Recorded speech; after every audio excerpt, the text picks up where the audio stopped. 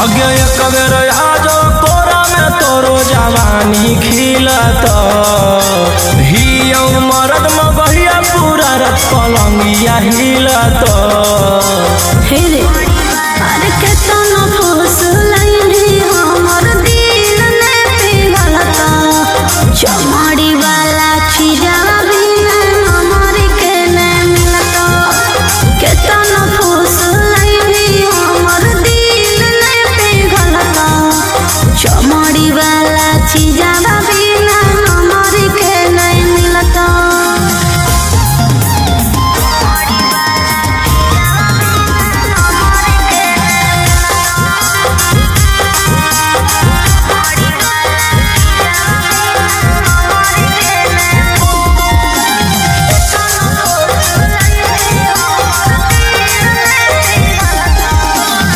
खोजो ही रुपया काहे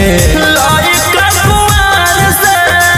तो निशा चिखा दे छौरी मांगो ही प्यार से प्यार मोहब्बत से भरो है नहीं पेटर केतना तू देनो पहले फाइनल कॉले रेटर कामो ना दे तो रुपया जब जवानी ढलत हमर कहल बतिया तोरा बुढ़ापा में खलत अरे केतना फुसलैनी हमर दिल ने पिघलता चमड़ी वाला चीजवा बिना हमर के ना मिलता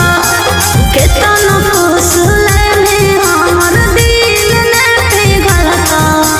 चमड़ी वाला चीजवा बिना हमर के ना मिलता।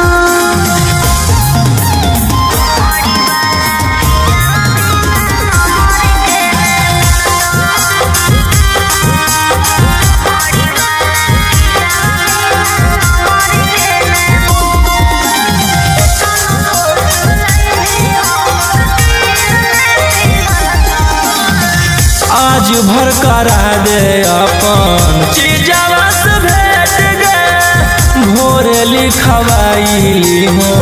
12 बीघा खेत गे पहिले देखाओ अपन पेपर जमीन के तबे